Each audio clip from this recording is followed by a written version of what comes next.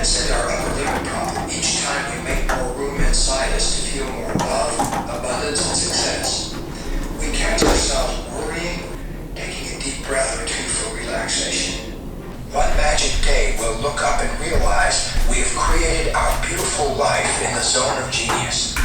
Minutes in our swing, enjoying the soft breezes, the sweet air, and the sounds of my neighborhood. Then I turn my attention back to where it belongs. Here's my wish for you. A life journey blessed. First, I'm deeply grateful to my beloved mate of the past 3 decades, Kathleen Hendricks, this material. As I say to her nearly every day, Chris and Helen, Elsie.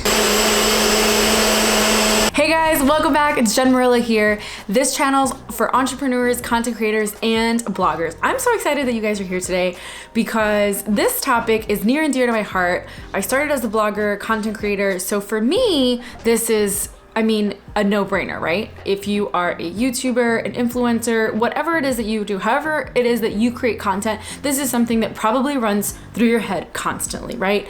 Now, I'm a super creative person, so I don't want to say I never feel like I never have content because I always have content. My problem is always picking a very specific type of content or topic that I want to stick to and just being very focused on that.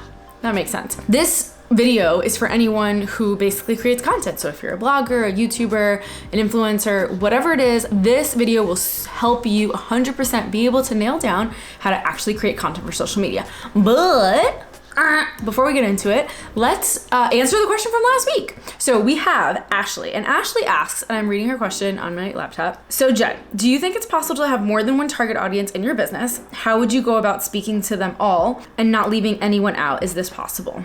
No. So I mean that, and like I say that right off the top of my head, simply because I don't think you can reach every single person in your business.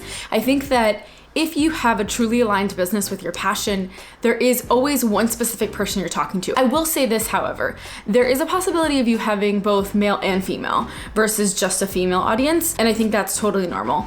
And so I'm gonna give you an example. The majority of my audience is female, but I do speak to males, and they just kind of show up. However, when I am talking to my audience, I feel like I am talking to the mostly females, so that's the kind of energy that I project. So I think you can serve people if you have a product. So for example, if you create hairspray, I don't know why I'm thinking of hairspray, but let's say you create hairspray, then I think that you can have various audiences in terms of gender, in terms of age. However, your target audience is always using hairspray, right? Now, if you have a service, I think that's where it narrows down, because typically the services that you provide are usually for one specific type of person. So Ashley, thank you for commenting in my last video. I appreciate it. As for the rest of you, if you have questions, comment below and I will answer them in my next video on Wednesday. Don't forget to subscribe. Don't forget to hit the bell and give me a thumbs up if you're excited about how to create content. Okay, so let's do this. Now, dun dun dun, let me get my handy dandy notebook. I made notes, and I want to say this to you guys. When you're creating content, I really think it's super important to plan. Now, when I first started my blogging world, right, I would plan, but never too much, and that's okay too. However, now that I've been doing this for super long, and I've really been researching and talking to my audience, and which is something that I'll get into as well as part of how to create content. It's super valuable for you to plan ahead, and not too much ahead though, but just enough so that you are prepared. I keep my content super organized. I remember when I first started YouTube videos, the way I would do videos was just like off the cusp. I really didn't plan that much. I didn't organize anything, which also kind of stopped me from creating an actual channel, which can be really hard. With that being said, let's get into it. So these are the 4 steps to creating content. Number 1, I feel like this is like common sense, however, maybe not so common, right? Asking your audience. How do you create content? Ask your audience. Seriously, like just polling your audience. This video was created because I actually polled you guys, my Instagram audience, which is the biggest audience I have right now. And you guys said that you would rather me create a video on creating content versus YouTube and podcasts.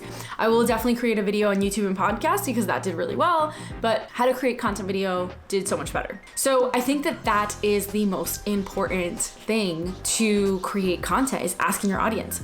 Another way of also doing that through social media is using Facebook groups. And if you didn't know, I actually have a Facebook group called the Passionate and Purposeful Entrepreneurs, and you can find the link into that group somewhere in the description below. That group is super active, right? There's constantly people asking questions. I'm always going live. I'm always dropping questions. So it's super interactive, and that platform I use for my own purposes for research. Because people have all these questions all the time, I make sure that I keep track of that. And so that's a really good way to create content. Honestly, that is always my go-to way, is I go to you guys, because at the end of the day, you are my audience and I want to create stuff that you guys actually want to see. That being said, if there is something that is coming up for you at this very moment about the next video that you'd like me to create, please drop it in the comments below. Okay, now, I also know what you're thinking. Hey Jen, but what if you don't have an audience? Cool, that leads me to number 2. This platform, super fan of it. It's called Keywords Anywhere. And I use it specifically for my blogs and YouTube. And I'm gonna show you, because me talking about it probably won't do it justice, how it actually works. Keywords Anywhere is a great platform specifically for, as I mentioned before, YouTube and blogs. So let's do Keywords Anywhere. So actually Keywords Anywhere is a widget for Google Chrome that you need to download. And I'm gonna give you guys an example. So it's once you've downloaded the widget onto Google Chrome and it's somewhere here. You guys can see this. Yeah, it's literally right there. Okay, this is how you use it. So let's say we're gonna do dogs, walking dogs. That's the topics we're gonna talk about. That's what you do, you're a dog walker. So you see this here, it gives you the results. Basically, how much does it cost per click? That's CPC, what that stands for, and the volume. The volume means is how many times a month this is actually being searched for. And right now we have 2,210. So you want to know that this is like, wow. Now, also fun fact, if you scroll down, part of this widget is it gives you the keywords that people are actually using to do more videos on walking dogs or create more content about walking dogs, right? So you have walking dog jobs, walking dog tips for walking dogs, how to walk a dog that pulls, tips for professional dog walkers, walking dogs toys. People are also searching how to walk a dog that pulls, where I can buy a dog near me, walking dog, why does my dog look back at me on walks? That's a weird one. Okay, so now you guys get the idea. So this is how you use keywords everywhere. Super powerful. Again, using these keywords as part of the SEO for the title, because the title is the most SEO'd like space basically. So there you have it. That's how you use Keywords Anywhere. Now, the reason why Keywords Everywhere is super powerful, you guys, is because you're actually creating shareable content. When you're able to think for yourself, kind of reverse engineer your content creation by using Keywords Anywhere, it makes the process so much easier. You need to ask yourself, what is your audience thinking? What is your audience looking for? And how can you best serve them? And I find that using Keywords Anywhere is really helpful. Now, if you don't want to do all that work and you kind of want a little bit more of a hand, leads me to number 3. There is a platform called Answer the Public. This website is so cool. I learned it from one of my favorite YouTubers, Sunny Leonard DZ. I actually use it a lot for YouTube when I want to know basically what's trending and how I can best word what I want to create. The reason why wording is so important is because of SEO. Because remember, if you reverse engineer creating content and you ask yourself, what is my audience looking for? This becomes such a powerful tool. So Answering the Public is an awesome platform. And again, I'm gonna show you how I use that because I do no justice for it without showing you. Okay, so this is Answer the Public, and this is a free platform. You can pay for a membership, but I don't really think it's necessary. So let's say you're a mindset coach or a mindset YouTuber, whatever, mindset coach, we're gonna say, and you wanna find topics on mindset. And it's pulling data for mindset, and it'll take a few minutes. You see it's here. If you are a mindset coach, congratulations, you have a year's worth of content. What it pulls is it does the how, why, when, who, which, what, where, can, will, and it pulls the different topics that people are searching for and the most searched for items. So for example, how can mindset affect learning? Mindset is reformed. Why does mindset matter? Why entrepreneurial mindset matters? These types of topics. So within this specific search, you have several topics or several phrases that you can use for SEO to be able to add in the title for the blog or YouTube, or social media post that you are going to use, because again, this is the most powerful thing, is that header, is those first few sentences, so that SEO can pull it. Okay, last but not least, number 4, Facebook groups.